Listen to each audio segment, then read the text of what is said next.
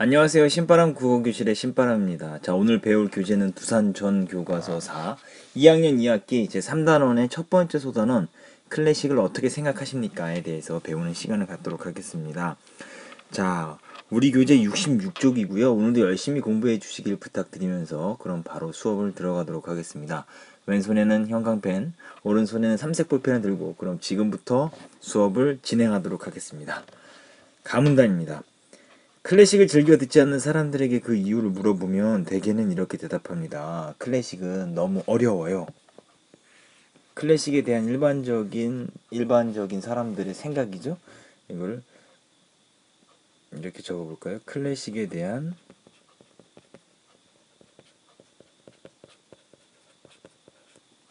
일반적인 생각이다.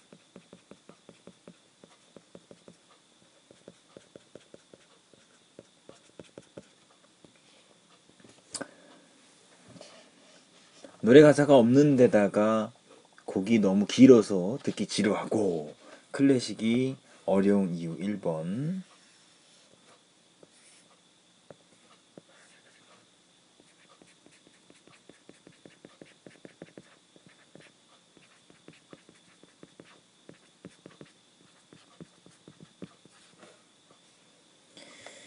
누구의 무슨 협주곡 몇 번이니 제목이 너무 어렵다는 것입니다. 제목이 너무 어렵다.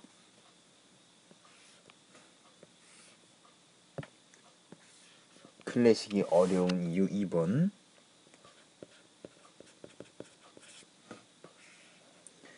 또 가요나 팝송은 아무 준비 없이 들어도 멜로디와 리듬이 가슴에 와닿는데 클래식은 사전 지식이 없이 들으면 뭐가 뭔지 잘 알 수 없어서 좀처럼 가까워지기 어렵다는 불평도 흔히 들을 수 있습니다. 아, 지금 사전 지식이 없으면 뭐가 뭔지 알 수 없다라고 이야기를 하고 있습니다. 클래식이 어려운 이유 3번.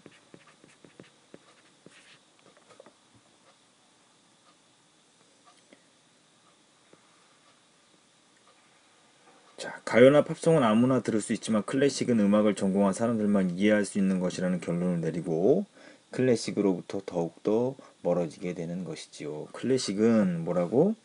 지금 음악을 전공한 사람들만 이해할 수 있는 것 이렇게 생각하는데요.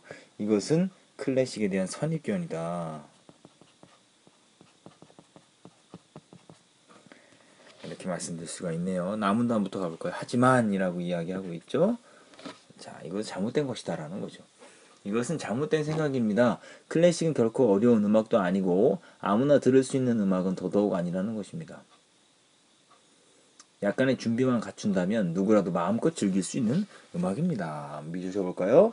약간의 준비만 갖춘다면 누구라도 마음껏 즐길 수 있는 음악인 것입니다. 클래식에 대한 글쓴이의 생각이죠. 생각.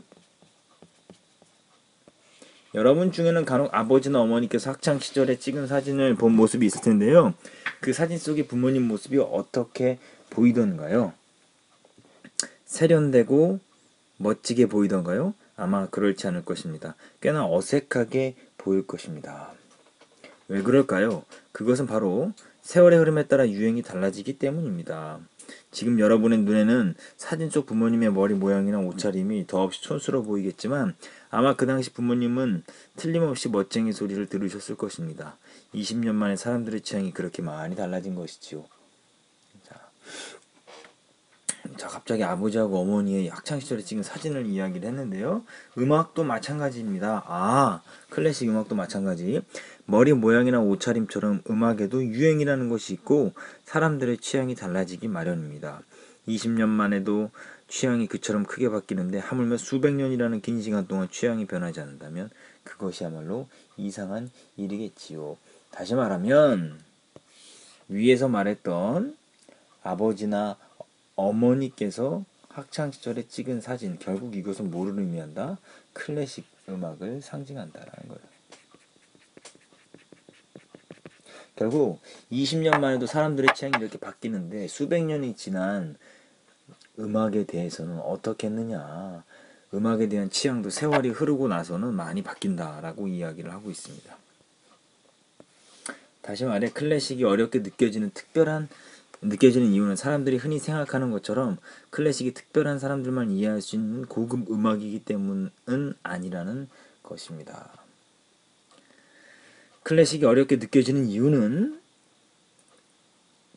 지금으로부터 수백 년 전 유럽에서 만들어진 음악이기 때문일 것입니다. 자, 지금으로부터 수백 년 전 유럽에서 만들어진 음악이기 때문일 것이다. 이것이 바로 글쓴이가 생각하는 클래식이 어려운 이유입니다. 생각하는 클래식이 어려운 이유입니다. 어려운 이유, 수백 년 전에 유럽에서 만들어졌기 때문에. 근데 일반 사람들은 어떻게 생각한다고요? 특별한 사람만이 이해할 수 있는 고급 음악 이렇게 생각하는 게, 이것은 보통 사람들이 생각하는, 일반인들이 생각하는 클래식이 어려운 이유입니다.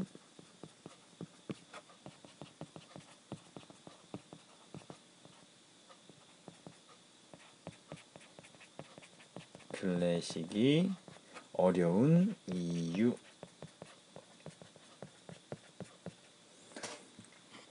자, 그럼 다음 페이지 넘어가시죠.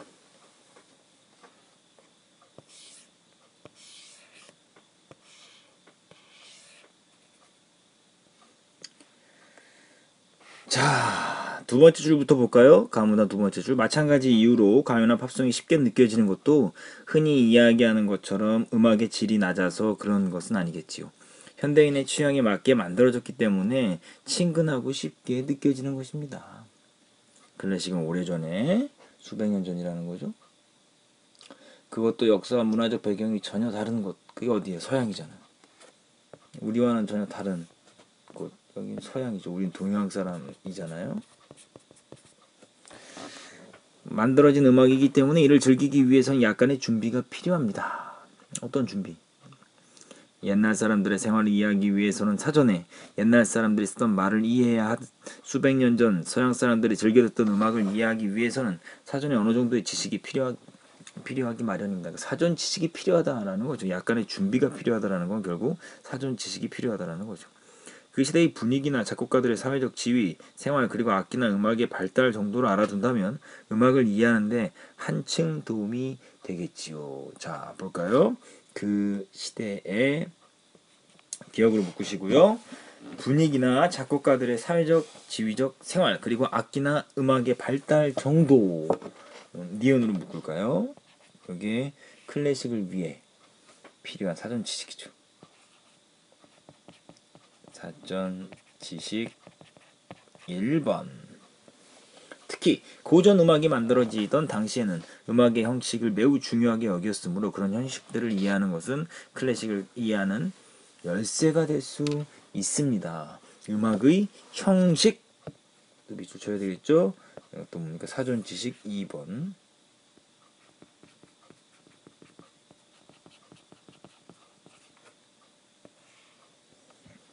그런 기초 지식을 어느 정도 갖춘다면 클래식을 본격적으로 즐길 수 있을 테니까요. 기초 지식이 뭐가 있습니까? 기초 지식 갖춰야 되는 게 뭡니까? 그 시대의 분위기나 작곡가들의 사회적 지위, 생활, 그리고 악기나 음악의 발달 정도, 그리고 음악의 형식이라는 것, 이거 잘 기억해 두시기 바랍니다. 문제 내기 아주 좋아요.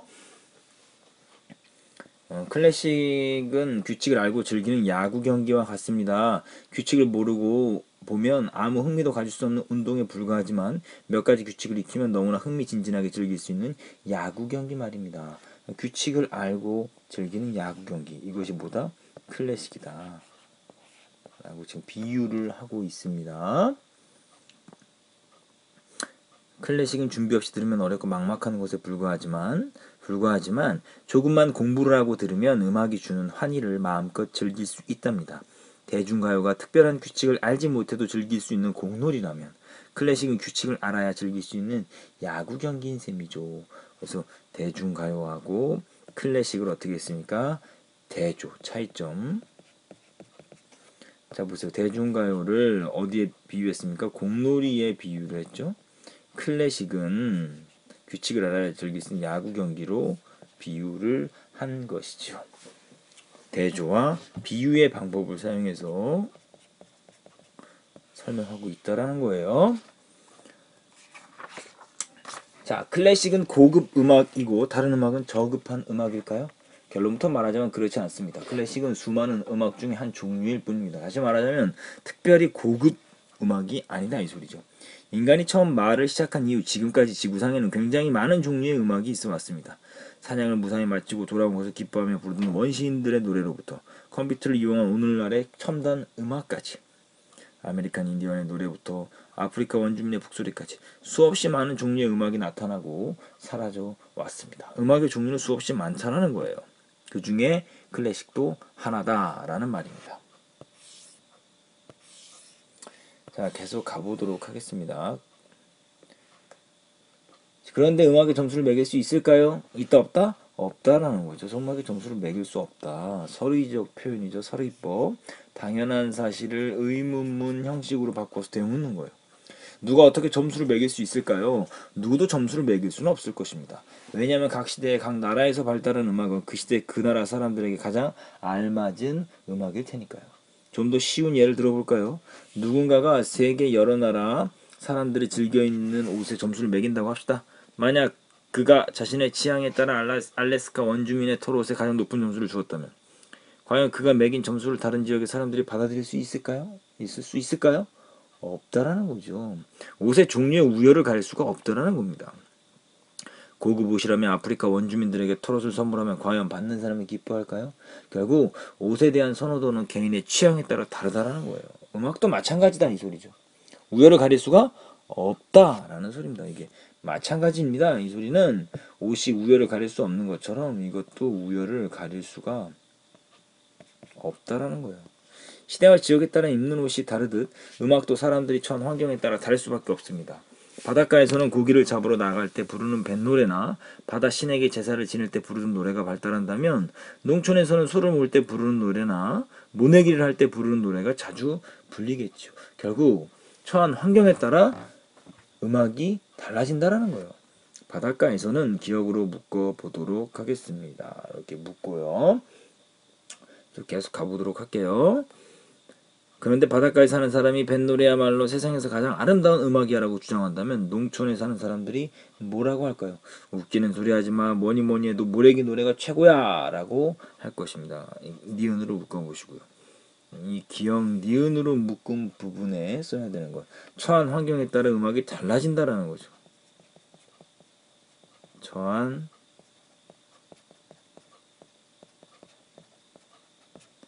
환경에 따라 음악이 달라진다.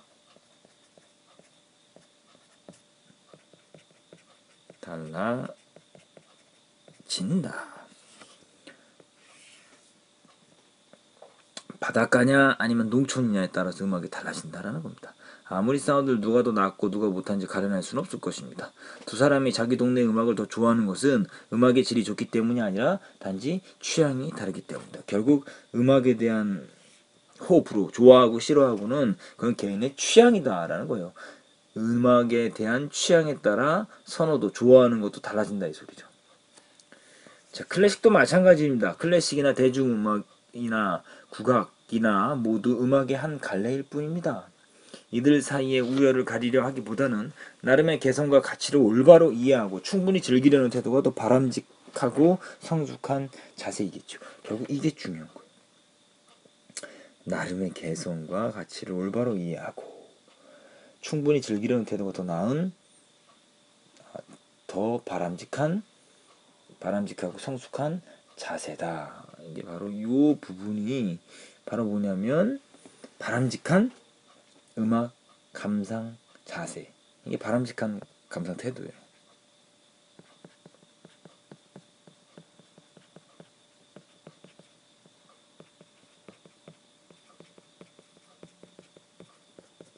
좋습니다. 계속 갈게요. 다시 말해 클래식은 과거 한 시대를 대표하는 음악이지만 그 시대 한 계층의 음악만이 아닌 인류를 대표하는 소중하고 자랑스러운 문화유산인 것이지요. 클래식은 뭐라고요? 인류를 대표하는 소중하고 자랑스러운 문화유산이다. 이것이 바로 클래식의 의의다라는 거예요. 따라서 클래식을 즐기는 것은 인류가 낳은 소중한 문화유산을 지키고 계승하는 것이요. 동시에 인류의 선조들이 후손에게 남긴 선물을 고맙게 받는 것이라 할 수 있겠습니다. 자, 클래식을 즐기는 것은 결국 뭐다? 소중한 문화유산. 소중한 문화유산이 바로 뭐예요? 클래식이다라는 거예요. 소중한 문화유산, 클래식. 이것을 지키는 것이다라는 거예요.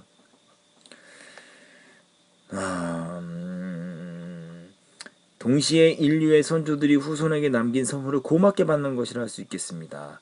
주는 사람이 온갖 정성을 다해 마련한 선물을 받는 사람이 그 가치를 모른 채 외면한다면 제 아무리 빛나는 보석이라 할지라도 한낱 쓸데없는 돌덩이가 되고, 옆으로 올라가 볼까요? 되고 말겠지요. 그러므로 모차르트나 베토벤 같은 선인들이 평생 혼신을 다해 마련한 위대한 선물, 이게 뭐겠어요? 클래식이다라는 거죠. 우리 후손들이 하찮게 생각하는 일은 없어야 할 것입니다. 결국 소중한 문화유산이자 선인들의 선물로서 중요한 클래식을 우리는 뭐 해야 된다? 지키고 계승하는 태도가 필요하다라고 말하고 있습니다. 자, 그럼 우리 앞으로 가서 정리 한번 해볼까요?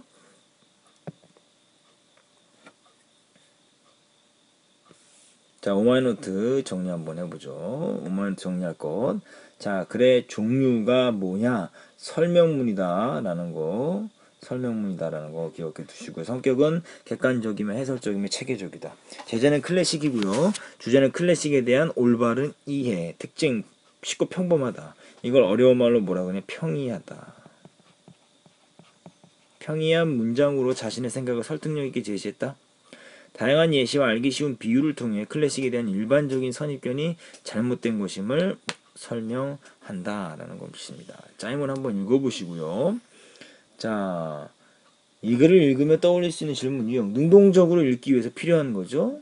이런 것들, 읽기 전에 관련된 질문, 읽는 중에 관련된 질문, 읽은 후에 관련된 질문, 이렇게 나눠서 좀 기억해 두시고, 이런 문제가 시험에 나올 가능성이 높습니다. 그래서 요거 핵심 2번을 오마이노트에 꼭 좀 정리해 주시길 부탁드리고요.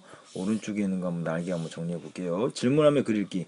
글의 내용을 단순하게 받아들이는 것이 아니라 다양한 질문을 하고 그 답을 생각하며 읽는 것이다. 그래서 질문의 종류는 읽기 전, 읽는 중, 읽은 후 뭐 이런 것들을 중심으로 질문을 하는 것이 좋다. 그리고 내용과 관련된 거, 글과 관련된 질문, 글쓴이와 관련된 질문, 그리고 독자 자신과 관련된 질문, 글과 독자와 관련된 질문, 글의 맥락과 관련된 질문, 이런 것들을 좀 기억해 두시면 좋겠다.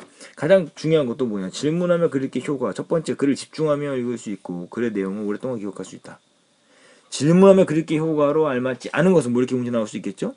글에 나타난 내용을 넘어서 생각을 확장하는 등 깊이 있게 글을 읽을 수 있다. 깊이 있게 글을 읽을 수 있다는 거죠. 사고의 과정을 통해 추론 능력을 향상할 수 있다라고 말씀드릴 수 있습니다. 이렇게 해서 오늘요, 제목 뭐였습니까? 클래식을 어떻게 생각하십니까? 이제 다 마무리가 됐습니다. 오늘 배운 부분 꼭 복습하시고요. 오마이노트 정리하시고 관련 문제 풀어보시는 것이 숙제입니다. 오늘 일을 내일로 미루지 않는 것, 그것이 바로 현명한 학생이자 신바람 구호교실 학생들의 자세입니다. 자, 오늘도 열심히 공부해 주셔서 감사합니다. 그럼 다음 시간에 다시 만나요. 소년이요, 야망을 가져라.